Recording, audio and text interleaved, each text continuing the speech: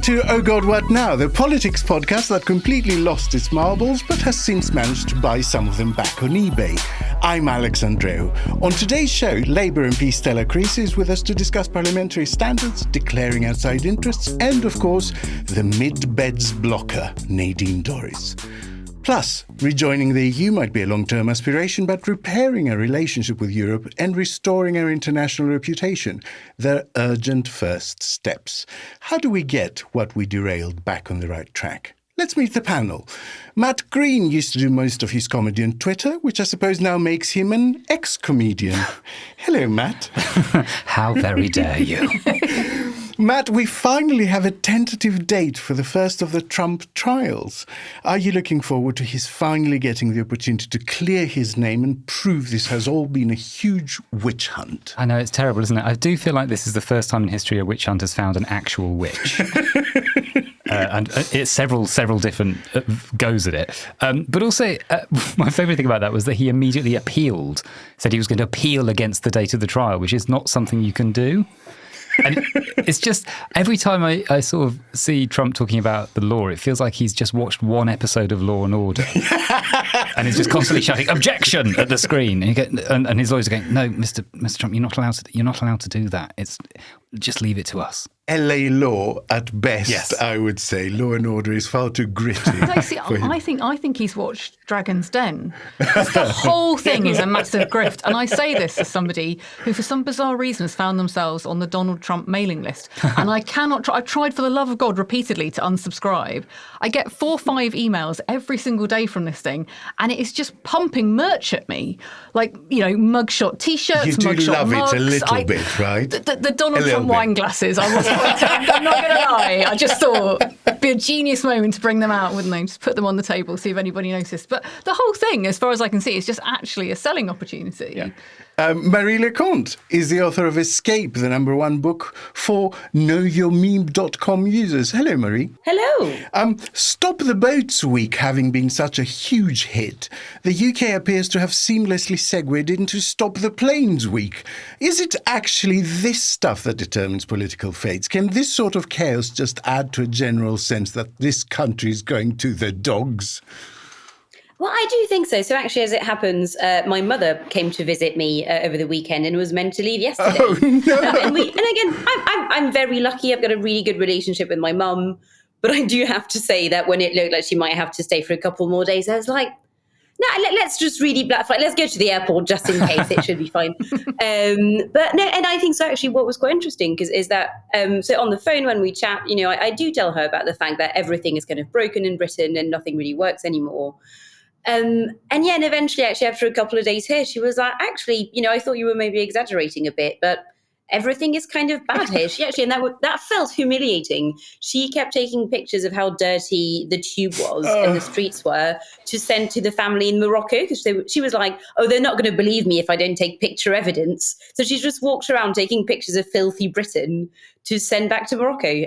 But yes, so I do think that is the sort of stuff that, even if in isolation it's not a massive thing, it kind of contributes to that, drip, drip, drip of everything, again, doesn't quite work. Everything's a bit grim. And if you're the government, that's probably not great. I have to say, towards the end of the Liz Truss tenure, I did get a text from my sister in Greece, which I think she's been waiting to send 30 years, going, so you moved to the UK because Greece was a fiscal basket case.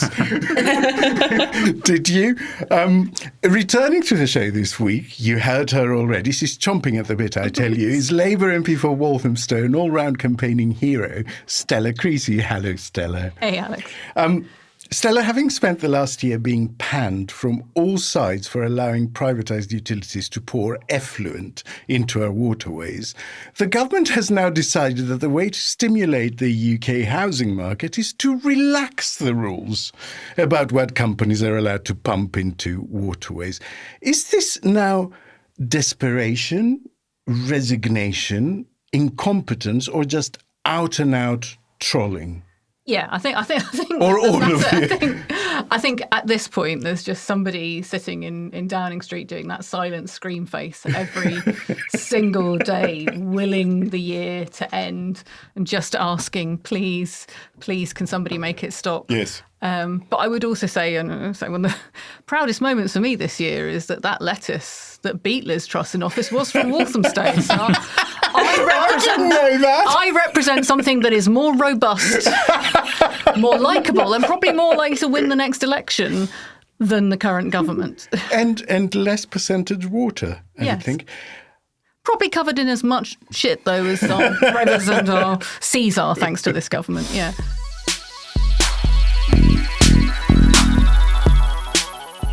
To start this week, Nadine Dorries has resigned, we think, by firing a suspiciously Boris Johnson-shaped torpedo at Rishi Sunak. She has managed to confuse many of us in the process by saying pretty much everything we've been saying for the last year, that this is a zombie government devoid of mandate or ideas.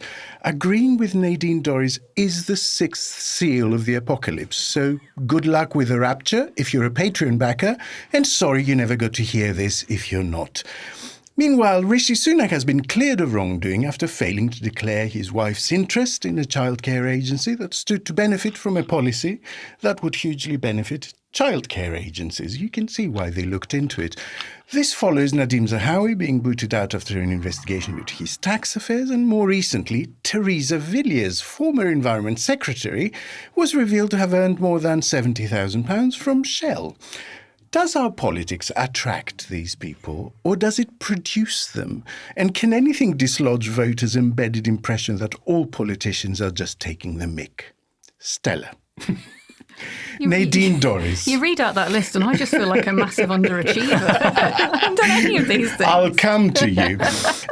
No, what I absolutely loved about Nadine Dorries was the pure psychodrama of not only her writing in the letter that I didn't pick up when you tried to call me, but also that she then didn't send the letter resigning to Rishi Sunak. So at which point everyone was like, does that mean you haven't actually formally resigned? Because there's this whole part, I mean, you know, if you ever got insomnia, go and read about the Chiltern Hundreds and the rules around Parliament that you can't actually resign. It's just a classic example of how otherworldly Parliament is and how it sets people up to think that they are special sausages, immune from normal rules, accountability, any sense of propriety about these things. It's only 88 days after announcing she was stepping down with immediate effect, so I think you're being very unfair. She was denied a peerage by sinister forces, to which I think you belong. If only. But on a more serious note, just how extraordinary is it that there is no mechanism for either Parliament, which is meant to be sovereign, or constituents to sack an MP who just flounces off infinitely? It speaks to a wider challenge in Parliament in that, like, we don't have employment contracts. And I know this firsthand because that's why I was denied maternity leave and maternity provision, because I couldn't actually sue my employer like anybody else could. And the irony is, you know, we make these laws up, but we're like, no, we're not going to follow them, but you totally should. So, you know, employers, this government has made it easier for people to be sacked, but not in Parliament. You know, maternity leave and maternity rights, a massive amount of discrimination and people losing their jobs and women losing their jobs, especially since the pandemic. Absolutely, you have rights and rules. Obviously, you've made it harder for you to exercise them in the tribunals by making it possible for people to get support to go to them. But, you know, those rules do exist. But in Parliament, they don't. The only godsend I know is that Chris Bryant, who in fact has just written a book about it, and I'm not on the books for his book, but like there are some people who do understand this stuff and therefore can help us when the seemingly incredulous moment where you're like, you thought Owen Paterson was bad, and Nadine Dorries went, hold my pint. But I mean, it is yet another of those rules that make up our constitutional fabric that is revealed to be entirely based on the idea of people doing the right thing, being good chaps. But we don't have a constitution. But so with what can those rules be replaced? I don't mean practically. I know it's not your special area of interest. I hate to be a real nerd about this. I don't even want to be philosophical. Old-fashioned idea that maybe we should just have a Bill of Rights and we should codify our constitution so that actually then people can be held account. I know it's never going to catch on. It's just, you know, the Levellers, the Tylers, all of that lot, you know, they one terrible song in the 1990s and that was it. That's all these people offered us. But actually, a Bill of Rights setting out a constitution is probably something we do need in this country. And these examples are just minor compared to some of the bigger challenges within the system that we live in. But they reflect, as I say, we've had this government of good chaps and good chapesses. And this government have just made a mockery of it to the extent, you're right, everyone thinks we're all on the take. I mean, like I say, I get people stopping me in the street almost kind of being disappointed that I haven't moved badges and goalposts. I haven't got stables. Like you're doing it wrong, basically. I know, basically. Why can't our MP be in this? It's like, this is insane. But it does mean that people's willingness to take part in politics is I guess what I was waning. asking, Stella, is that making rules based on the idea that people's natural tendency is to cheat and be wicked, isn't that giving in to that notion that all politics... Do you know what I mean? No, I think it's the reverse. I think it's like making rules is about making sure that you don't have to be a special sausage to be somebody who could take part in it. I mean, the worst thing of all for me is people's idea that only 650 people in a place that looks like Hogwarts gone wrong are the important people who can do anything in this country. It alienates, it disempowers people. And that kind of behaviour, people think, well, I don't want to be part of any of that. And I don't want to be part of that culture. Like that's another barrier to people wanting to be part of it. So actually having a Bill of Rights could be a really powerful thing. I mean, for God's sake, I know we're going to come on to Europe, but we're now dealing with people in Parliament who want to get rid of the European Court of Human Rights. I mean, something that Churchill set up. I never thought I would be the one in Parliament defending Winston Churchill. Yeah. But rights are actually really empowering. So the fact that we don't base our constitution on them, that we don't even have a written constitution, I mean, that was the ultimate irony for me. I sat with the government lawyers being told why I couldn't have maternity cover, but ministers could, with them talking about it creating a constitutional nightmare. I was like, if you could point me to the constitution that it would be a nightmare for, that would be helpful. It's all madness. It is, it is why it looks like the Mad Hatter's Tea Party and Alice in Wonderland. But the sad thing is, it's also used to exclude people who think, well, there must be some trick to it. Like the worst thing I think right now in our politics is people have watched far too much Netflix. So they believe there must be a conspiracy, there must be organisations, rather than a lot of people trying to make a system that doesn't work anymore effective.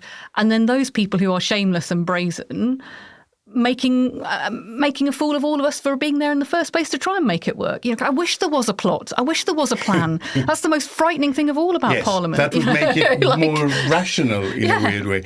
Labour wants to set up an Ethics and Integrity Commission as an independent watchdog. We saw a lot of good people smeared during Johnson's tenure. Nothing seems to be off limits. Civil servants, judges, police commissioners, even parliamentary colleagues from his own party. So isn't setting up a commission still reliant on the good chap theory, still reliant on MPs not going out there and just undermining it at every turn when they think they're going to get a finding against them? I am very much of my era, so I am nostalgic for the mid-1990s, and it does feel like the kind of cash for questions, back to basics corruption, that just sense of a government that's just rotten at the core. But I happen to think, I actually think there's a really important rule for it's not partisan. All governments need checks and balances. The reasons why we stand up for the European Court of Human Rights is that it was set up to stop all citizens being attacked by overbearing governments. And those principles hold true as well. So actually, at their best, ethics and proprieties committees, as long as it's clear and transparent who is elected onto them and there's accountability for that, the who watches the watchkeeper thing is... it's a good thing. It's a healthy thing. That it's become a point where people feel even more cynical. I mean, that's what breaks my heart, is like people are much more likely to trust something they've seen on YouTube or TikTok now about what is really going on. And you're like, look, whatever filter you want to put on it, the messy reality is that we are trying to keep going a series of traditions that don't serve this country anymore, that actually are making things worse. And the longer we all keep playing along with this, the longer we all keep... It was almost like post-pandemic. There was a moment in the pandemic where people suddenly thought, we're going to do things differently. And then it was like all these MPs had kind of come back from, and they were on the Club 1830 and they were like, no, let's not deal with sexual harassment. Let's not deal with bad employment. Bring it all on. Let's be the worst people everyone, because at least then we'll seem interesting. It's like no, all of this is eminently resolvable. It's a good thing to do. Actually, people should want to do it. The thing that kind of breaks your heart is that Parliament is full of people who can find 101 reasons why not to do things. So, for example, we were going to have risk-based exclusion of people around things like sexual harassment, which is quite a big deal. Again, in any other workplace, if you've got somebody accused, they tend not to be on the premises waiting out while the issue is being resolved. Not in Parliament. And that has been kicked into the long grass again. Now, everyone comes up with, well, it's all complicated. Nothing is that complicated. And if we treat everything as complicated when it comes to Parliament, how on earth can we make law? Because again, law doesn't have to be that complicated. It needs to be stress tested.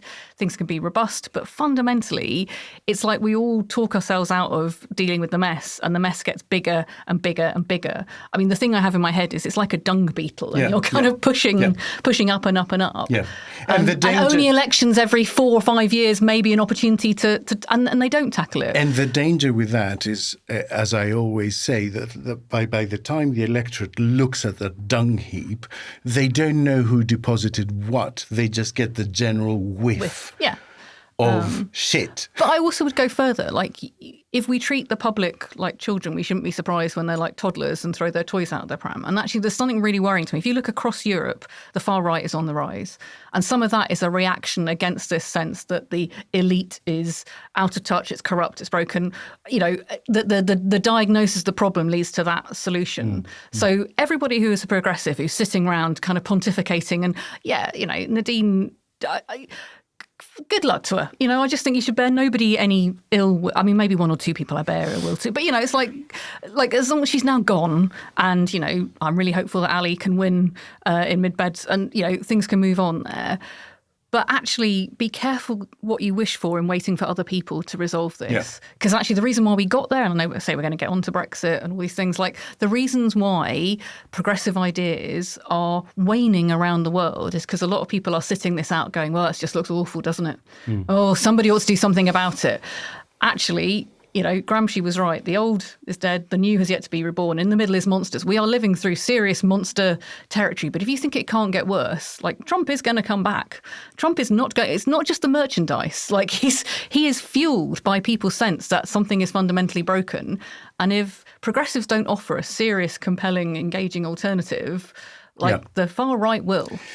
Yeah, I recently interviewed Nelson Mandela's biographer, Rick Stengel, and something he said to me that has stuck is that democracy is a vehicle with no engine. It needs shoulders to the wheel to move.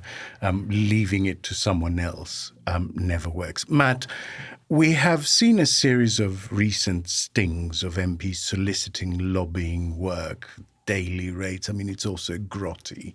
Other MPs not declaring really very relevant interests.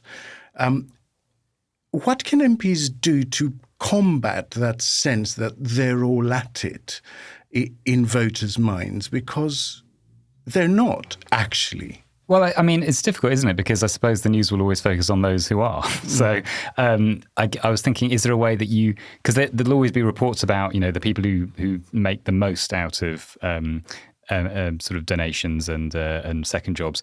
Could we flip that and have an announcement of the people who make the least? But then I thought that would just sound sort of smug and pious, and people say, well, I don't need anything. And so I think it is difficult. And I think the problem with the conflict of interest thing I find very interesting as well, because I think every time you read about that, when people say, they declare a conflict of interest, as though that is in some way resolving the conflict of interest. Absolutely. And every time I look at that, it's so bizarre. It's like walking up to your partner and saying, just let you know, I've started an affair.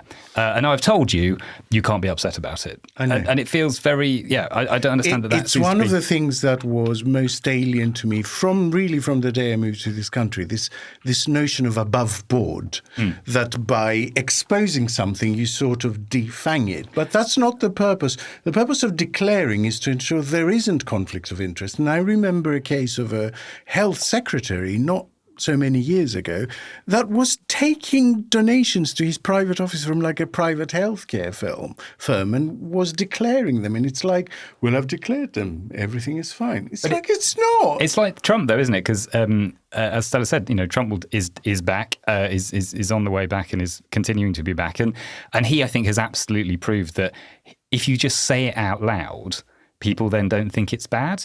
Like, his supporters don't think he can have committed crimes because he's told them that's what he's doing. And they just go, oh, well, he said that he was doing that, so that's fine. And you go, no, just because it's not secret doesn't mean it's not bad. Marie, Teresa Villiers, a good example. Her shares in Shell weren't initially known because MPs don't have to declare things below £70,000. Sunak's excuse for not declaring his wife's interest was essentially mega-rich people don't know exactly what their investments are. After the expenses scandal, why has the threshold been allowed to stay so high? 70 grand? I mean, the boring answer is that I looked into it earlier today and could not really find a definitive answer as to why it's exactly kind of that figure. But I think more broadly, as far as I can tell, the problem is that all the kind of rule changes, especially in terms of MPs' behaviours, interests, etc., is always done reactively. So it's always a bad thing happens, everyone panics and they go, oh God, oh God, oh God. And then decide to be like, oh, we'll change the rules to address this now because we fucked up. And it's really rarely the House saying, actually, we've looked at this in a time of quiet when actually nothing is really happening right now. And we've decided to be proactive about this and to change the rules. Because I think that would probably allow MPs to have a proper think and decide what to do. So, yeah, so I think the problem, as far as I can tell, seems to be that a lot of the rules on anything that kind of happens in the House seems to be based on people going, fuck, we need to come up with something ideally quickly because the papers are very angry. And yeah, I mean, you'll be shocked to hear that does not always result in very good policymaking. Labour and the Tories have been filling their ranks with prospective candidates for different reasons, I have to say. The Tories because there's loads of people just fleeing, and Labour because suddenly they have the prospect of needing quite a few more. And I say this because it was like an awful, I mean, just it was emotionally extraordinary in 2019. Like a lot of my colleagues did lose their seats. It really was a kind of horrible, shocking. So there are a lot of seats to fill. I mean, like. But so the question attached to that is, with politics being increasingly volatile, you know, loads of people losing their seat in one election, loads of people losing it in the next. Is there a danger that these big intakes, they're not properly tested in public life or vetted by parties, or, you know, because there's suddenly a lot of shoes to fill? There's way more scrutiny than there used to be, partly because you've got social media, people are much more aware of the actually, frankly, what I'm concerned about, and the reason I set up a project called Motherred, is that the people coming forward are still very, very similar. You know, we're still not seeing equal numbers of men and women getting selected, let alone elected, because it's not just being selected, it's being selected in a seat that you're actually going to win. The diversity in terms of black and ethnic minority candidates still isn't where any, I think, would want it to be to reflect the country. Actually, frankly, if all we had to deal with was the Nadine Dorries, Owen Patterson, Nadine Zahawis of the world, that would be easy. Understanding all those different barriers. So, you know, it starts the process a bit. How do you get selected by a political party to be a candidate? And starting there and thinking about who does the selection and what we ask of people to get selected. And one of the reasons I set up that project was that if you are, and it was particularly, like, there are very few mums of children of school age in Parliament, and that's not by accident. It's because we make it impossible to do the job and be a good parent. But one of the reasons that also happens is that in being selected, you have to kind of go around on the circuit. You have to go meet people, show that you'd be a good candidate, show that you've got connections. So you need to people. Support. Yeah, you need to go and win the argument with people. Well, if you've got childcare commitments, that's a lot harder to do than, frankly, if you're a young man who's super eager to go wherever and whenever.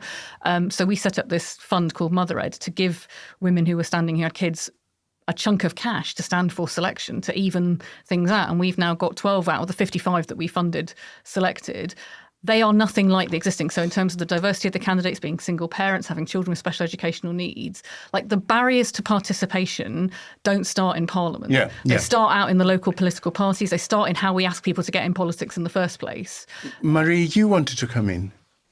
I did. I mean, I'm going to shamelessly promote. So I did a big piece on selections for the iNewspaper a few weeks ago.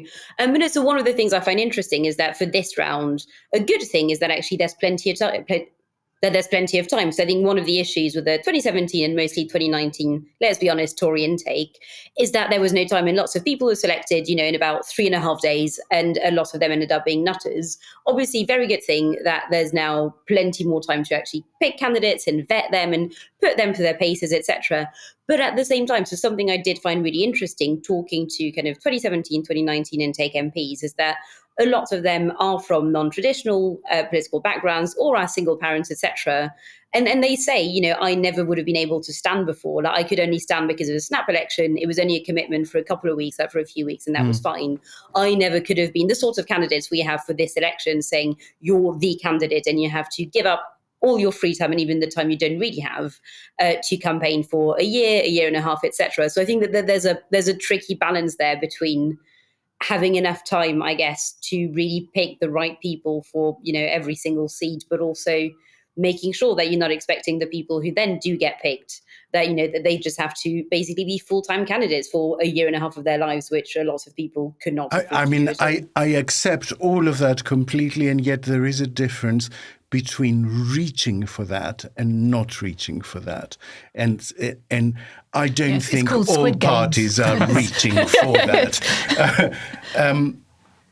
No, but there's also, as Marie said, it's only when there's kind of scrutiny about, well, hang on a minute.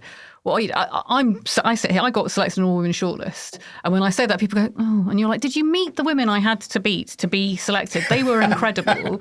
Because all-women shortlists are about recognising it wasn't that there weren't brilliant women out there, and me, who would want to stand. It's that the people doing the selecting had a particular vision of what a politician looks like. And because we don't, they say if you treat the public like children, you get toddlers being involved in things. So if we are so dismissive about the role that we want people to play, most people in most political parties have a passion for their local community, a thing they want to get done. They're not bad people. They might be a bit nerdy. You probably don't want to go down the pub with them. I genuinely find for people it's like going down the pub with your head teacher. They don't really want to go with you for very long.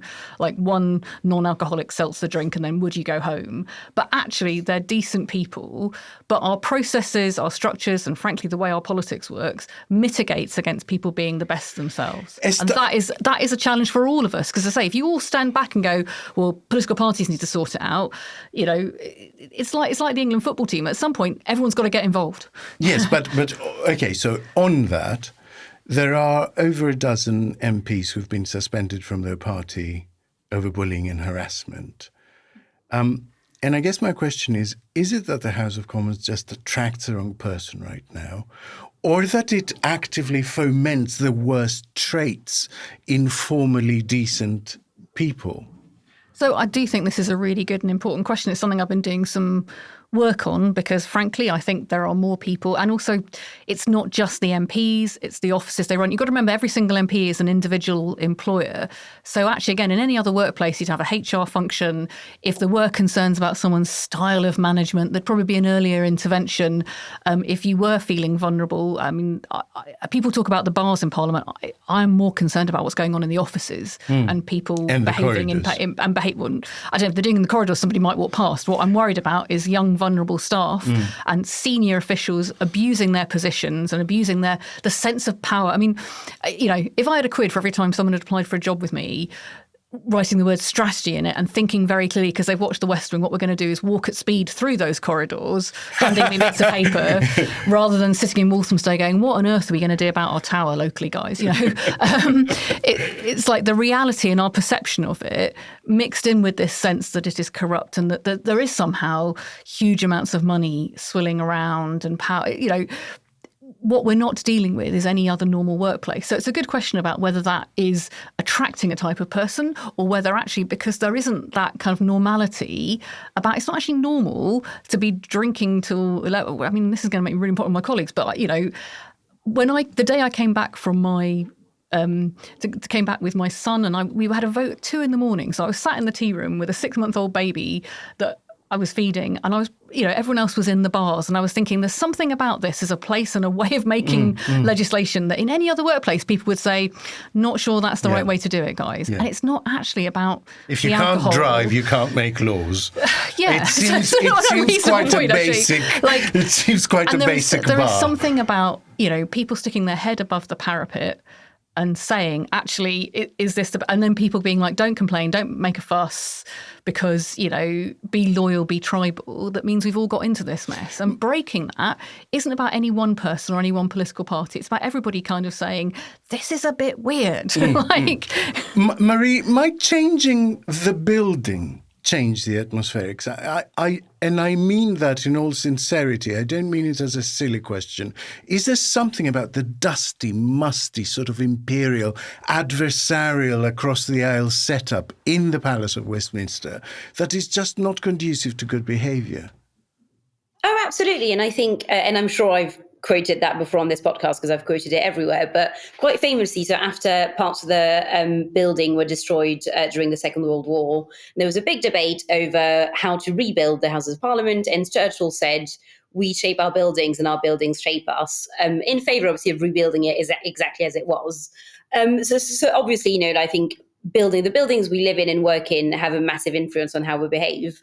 And I do find it really telling, actually, when you look at the MPs who do not want Parliament to be decanted so the building can be redone, because they're always, your kind of Jacob Rees-Moggs and your people who are clearly, let's say that on the more reactionary end of politics, so that they can presumably sense that the culture would change quite quickly if MPs were to change buildings. So, I do think it would be absolutely worth doing. And even if you look at Portcullis House, for example, which is quite a fun fact. So when it was built, it was originally nearly just meant to be a building for staffers to occasionally have a cup of tea, and that was that. And it's now the absolute sort of beating heart of the social side of Parliament. So it's changed massively. So clearly as well, if you build it, they will come. I think a lot of the people who work in the palace are desperate for a space that is more modern and just more like a normal workplace. So yes, I do think that'd be positive, but will Labour do it? Will Labour make everyone move so the palace can be restored? I'm not sure. I feel like their in tray is quite full as it is. Maybe for the third term.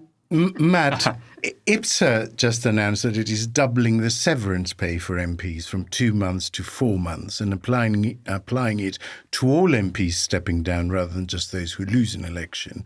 What do you make of that? This is one of these things. The timing is quite... Yeah, I don't know. I don't have a massively strong opinion on this. I sort of feel like, as Stella said, it's obviously a very strange job. There's all the office staff who have to be dealt with, and that's part of what that payment is about, is making sure people get, payments to be able to go off and do other jobs and things. I can't get wound up about that. I feel like if they changed it to suddenly like a year, I'd be like, well, that's a bit much. But I feel like 2 months to 4 months, I'm not too unhappy about that. Yeah. Stella, one final question for you. Yes, I am going to stand again. I am wondering what. No. One of the few things on your register is a charity's donation for 2 tickets to see Beyonce back in June. Yes! What shady backroom deal I might be in my mid-40s. did you do with Ms. Knowles to get those tickets? But I got to see Beyonce. Let the record show.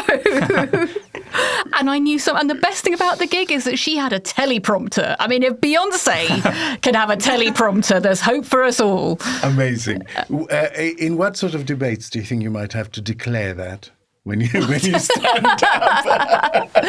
Whether I am basically channeling Steve Buscemi and going, how do fellow kids, like, come on. It was working with the Outward Bound Trust, who I do quite a lot of stuff on youth engagement, youth outreach, and they asked me if I'd like to come. I mean, if someone's going to offer you tickets to see Beyonce at Tottenham Hospital, if you're going to say no, you really ought to just leave public life. But it was an incredible gig. Do I want to quote the song about Cuff It? That's what that was the worst thing about the gig, is I found myself asking some of the young people with me to, because I thought Cuff It meant something completely different and much ruder. So having an 18-year-old judge me for what I thought, that was also an abiding memory of the evening. But it was glorious, absolutely glorious.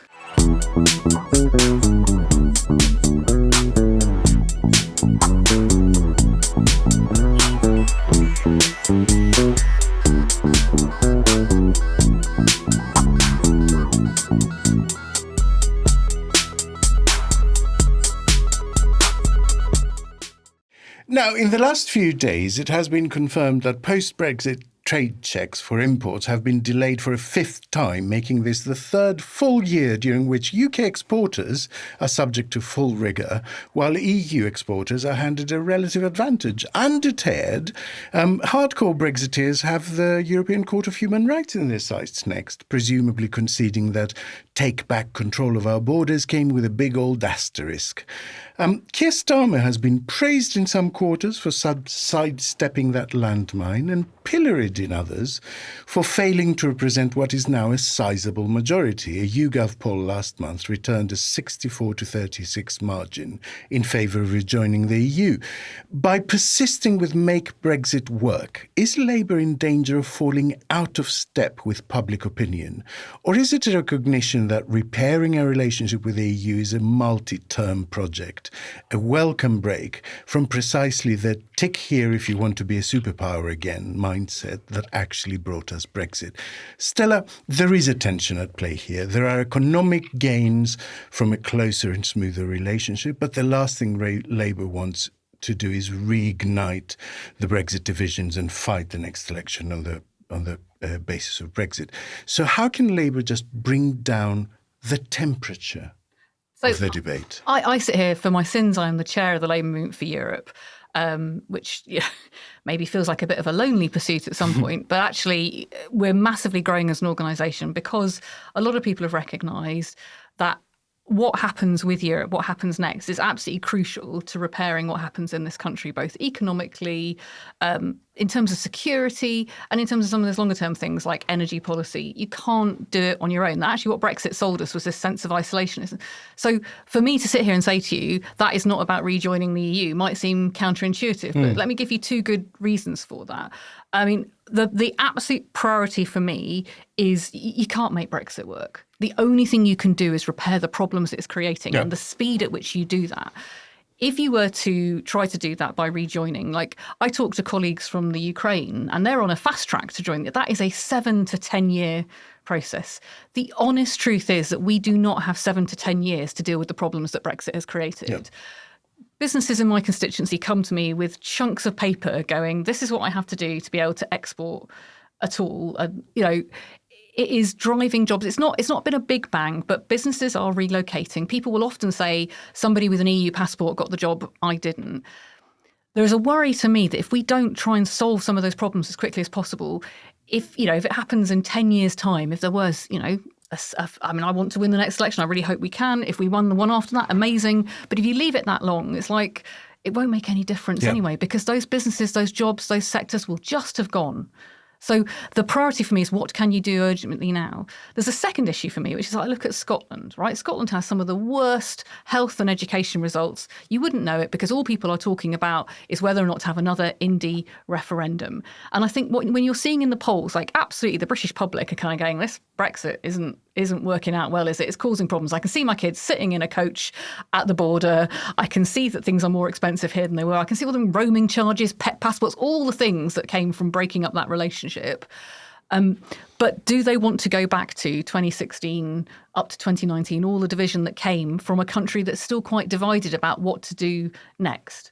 And my worry is that I wouldn't want us to be Scotland, where actually that ruthless focus on all the things that are going wrong gets destroyed by the Jacob Rees-Moggs. And I mean, Bill Cash is actually standing down, so he will never have to deal with the consequences of all of this. But those people will keep it going. When even Nigel Farage says Brexit isn't working, that should tell you that there's a big problem to deal with. So the question is, what can you do now? None of that precludes building a really close relationship about whatever might happen in the future. But for me, the urgency is every single British business who's going, can I sit out the next 18 months? Or do I need to try and think about sitting out the next 10 years? That is a non-starter. I mean, my only gentle pushback, especially when it comes to nationalism, because we don't have someone here from that movement to speak on it, would be that their suggestion would be that independence would go a long way to fixing a lot of the problems they have, whether you agree or disagree. That is the position, politically speaking, because a lot of the problems with health ripping up all of those relationships, in the way that we have done with Brexit, that's proved to be such a good way to support your country and your economy. No, the truth is that SNP politicians have spent decades trying to blame Westminster for powers that they have and using the idea of a referendum as a great, people call about the throwing the dead cat on the table, the thing that's so shocking that you get distracted by that. None of that, for me, precludes challenging within my own political movement and within the wider country the idea that this just is what it is and Brexit has happened and there is nothing we can do about all these challenges. Because every single week, it's laughable. It's laughable that the government is trying to say... What's really important about the decision they've made today about the import tax is they're basically admitting that if they did it, it would increase inflation. And that's the first time the government has actually admitted, we've got many challenges in this country. I was agog at that announcement, which had a Treasury official saying, well, we can't do it right now because the economy is basically suffering and we have high inflation. It's like, what are you saying here? And it's like, absolutely, you can point to the pandemic and you can point to Putin and the energy crisis. Brexit is the only homegrown one of those challenges that is holding our economy below the line. And so it's the one that we could do something about. So my priority is what are the things we could do? So things like, again, if you've got insomnia, go and look up the Pan-European Mediterranean Convention, because that would start to help deal with some of the paperwork that businesses are facing. We're having to subsidise lots of big industries to try and get them to stay in the UK. That is a huge amount of money that actually sorting out the just-in-time supply chains would be another way of getting them to stay in the UK. The Labour Party has committed to getting the fastest growth in the G7. Now, look, you can do that outside of our relationship with Europe, but you can also tie your shoelaces without using your hands. It's just, if you use your hands, it's also a lot easier to do. So we have to confront the idea there is nothing to be done, but we have to do what we can as quickly as possible, because to do otherwise is just to waste time. Matt, is the aim here, and I'll try not to look at Stella while I ask this question, for a big slice of pro-EU voters to actually disbelieve what Starmer says on the issue and trust that once in power he will be a bit more pro-European than declared?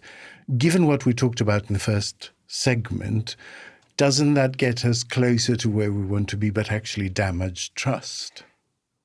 Yes, I think it does. I think in this case and quite a lot of the time, it does feel like people on the left and centre left are basically being taken for granted on this. There's a sense in which, well, they'll vote for us whatever we do. So we have to appeal to this small slice of the electorate who really matter for annoying electoral reasons.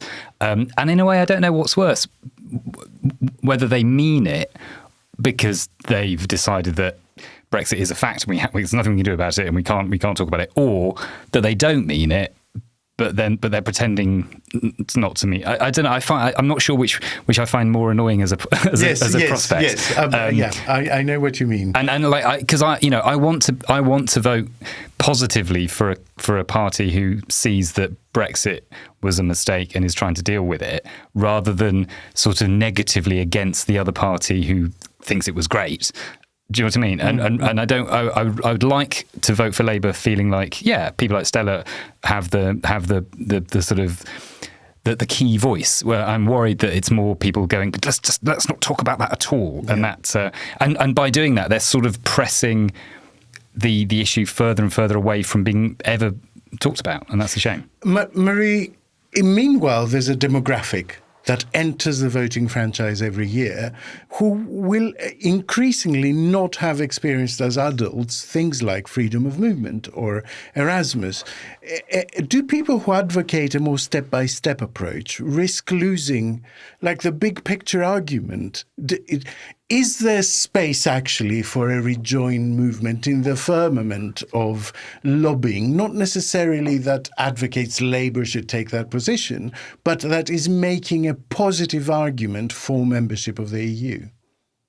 Oh, very possibly, I think. And with the emphasis there very much being on and not telling Labour to embrace it. Because I think the problem is, and you're right, there's been already a bit of a generational change, but there's sadly not really been a generational change on Fleet Street quite yet. So I think all the nutters who ran the papers in 2016 still do for the most part. And you could probably say the same about quite a lot of people in Westminster. So I think all the people who feel exceptionally strongly about Brexit are still in important roles in the press and in Parliament. So I think that you could not, especially as a political party at the moment, I think start making that case without alarm bells kind of ringing everywhere slightly hysterically. But I think, a movement that's not necessarily politically attached to a single party could probably, as you said, kind of start quietly and slowly now, just like in a little corner, and then sort of see what happens over the next years. And I'm sad to say probably decades as well. Because that's sort of what UKIP did.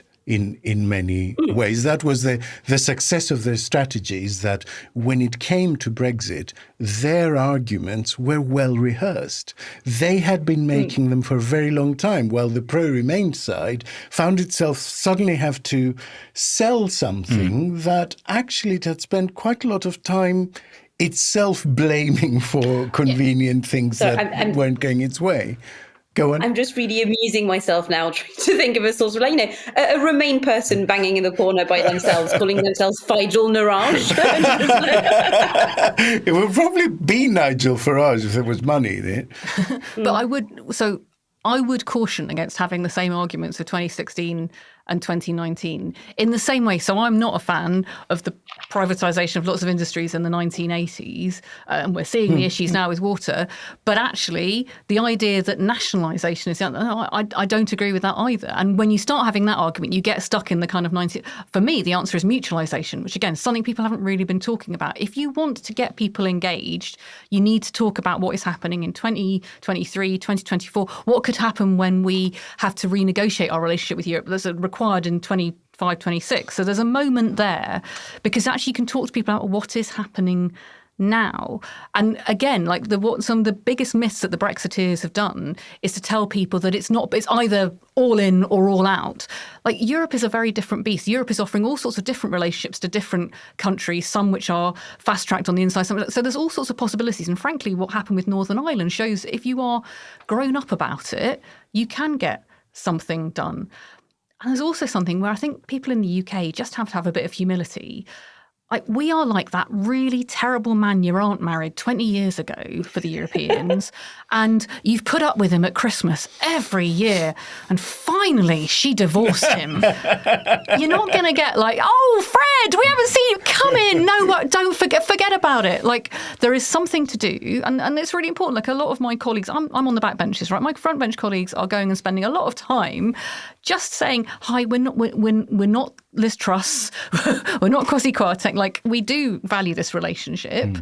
The question is, what do you want them to do next? What I'm saying is what we need to do is make sure that politicians see this as a priority. And the honest truth right now is that the polls aren't telling people that Brexit and dealing with Europe is a priority. And yet all the things that people worry about, cost of living crisis, of course it's making food more expensive because it is harder to get food in and out of the country. Energy crisis, of course it's making, solving the energy crisis harder because cooperating with our next door neighbours is really important when it comes to things like renewable energy in the sea. So, all the things that people say they care about, there is an angle here about what a better relationship with Europe would look like. But it needs to be rooted in what can we do in the next 18 months? Because actually the pressures that people are under mean that is just too important. And, shamelessly, I'm going to say, if you're somebody who cares about that, again, don't stand back and leave it to other people. Like, I joke about it being a lonely role, being one of the few people prepared to talk about this, and the dullness of talking about European treaties. And honestly, that's why nobody wants to go down a pub with me. But actually, we all need to be talking about what can be done in 2023, 24. Because if you have the argument about rejoin, you take people back to that headspace of 2016 and Dominic Cummings and 2019, and none of us want to go there, do we?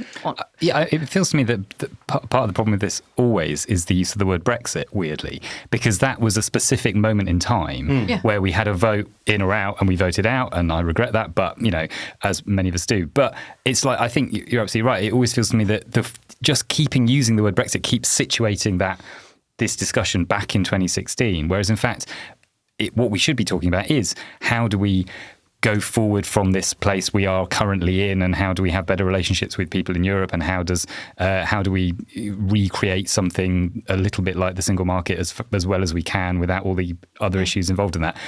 But as soon as you put the word Brexit into that conversation, you immediately shift everyone back to 2016 and say, where you remain, where you leave. And I think that's in a way, maybe that's like we all got to stop talking about, like, we've left. There is no remain, leave anymore. And that also matters. The point about independence referendums matters as well to Europe, because Europe are not going to expend time and effort and energy on what might a different relationship like with the UK if we look like we can't make our mind up. They've got other things to deal with too.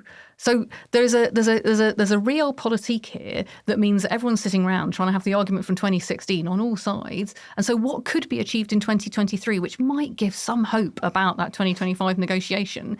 And that's the challenge for people like me, is trying to hold my own party to the businesses in your constituency who need somebody to help them now need you to stop talking about 6-7 years ago and start talking about the next 10 years. Yeah. Someone says that Brexit, the issues around Brexit need to make it back into page 6 and 7 of the newspaper rather than on the front page. And then when they become technical issues, they're much easier to solve. Yeah, if you take them away big from issues of principle on which hill we will die. I don't know. Like, again, I maybe it's getting older, but I have such a low tolerance for the indulgence of waiting around for the press to catch up with things. Like, just start talking now to people about, well, what could we do about, pet passports? Did you go on holiday this year? How long did you have to queue? Did you have to get your phone sorted so you could have EU roaming charges? Lots and lots of kids this year are not going to get to go on school trips, because the reason why they were all sat in the coaches is because you have to check every single one has the right passport. Now, there's an EU exemption, but if your children look like you're not from the EU, and let's be honest about what kind of profiling might be happening at borders, then your coach is going to get stopped. So if you're a school in a community in this country thinking, well, actually, are we going to do the school trip to we all did it as a kid. We all went to Belgium to look at the war graves, and it was a big emotional moment. Like, that isn't going to happen anymore. Those kids aren't going to get that history lesson because of the bureaucracy, because of the processing. It's on us as politicians to sort that out. We could have a visa system that sorted that out, but we need our constituents not to be sitting around waiting till it's on the front page of The Sun or the front page of The Guardian, and actually get on and have that conversation. Don't wait for other people to sort this mess out, because if you wait too long, there's no point anyway. We're done for. Marie, to just leave this on a positive note, do you think that actually simply the act of a change of government to a friendlier one, I guess, to the EU and to one that is slightly more professional, it has the capacity to actually... That's a low bar, isn't it? Really? That is really quite a low... It's where we are, though, isn't it? Because, Suella Braverman has just discovered that maybe crime should be investigated. She's Home Secretary. So it's a low bar you're setting. Yes, but this is where we are, right? So what I was going to ask is, does that have the capacity actually to make a lot of the problems go away simply as a matter of policy rather than butting heads on the rules, simply by saying, look, we'll quietly start realigning our, let's say, data protection legislation with yours without making a massive song and dance about it? And do you see what I mean? Sort of pragmatic, practical solutions to things that are complicated when you elevate them to a big block negotiation level.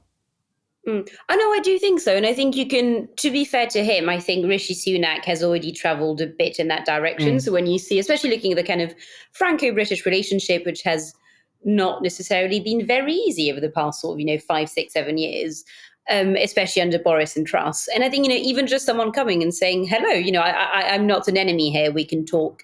And you saw that relationship, that bilateral relationship already started healing quite quickly. And I think the French started engaging in very good faith as well, because they could see that they were being engaged with in good faith. So yes, no, absolutely. I do think the one thing that I do think Brussels is, as Stella was saying earlier, is kind of exhausted by, Britain. And I remember even in kind of 2017 going to Brussels and talking to people and them saying, why are we still talking about Brexit? Why can't we move on?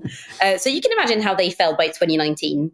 Yeah. So yeah, I think we may need to go gently in anything we do. But no, I absolutely agree that I think just showing good faith and saying we're not going to brief every single thing to the papers. We're going to stop briefing stories that assume that people in Europe cannot speak English or buy British newspapers. Even the small stuff like that, I think, can probably go quite a long way towards kind of repairing that relationship. But I would, and I say this again, I'm chair of the Labour Movement for Europe, I would say nothing is set in stone. So frankly, if you do want to see the Labour movement picking this up, I'm not doing my duty if I don't say, come and, contact me, get involved in what we're doing, because there is a risk. Don't forget, Europe is tilting rightwards. Actually, it's not just Giorgia Meloni in Italy. There's a very strong chance that Macron is probably out, and, we could see Le Pen coming in. The AfD is doing very well in Germany. You look at some of the Nordic countries and what's happening there. Actually, Europe needs a strong progressive voice, and that could be the UK, but only if that progressive voice is actually saying, not as Matt said, we'll deal with this after the election, but no, this is something we need to make a priority of.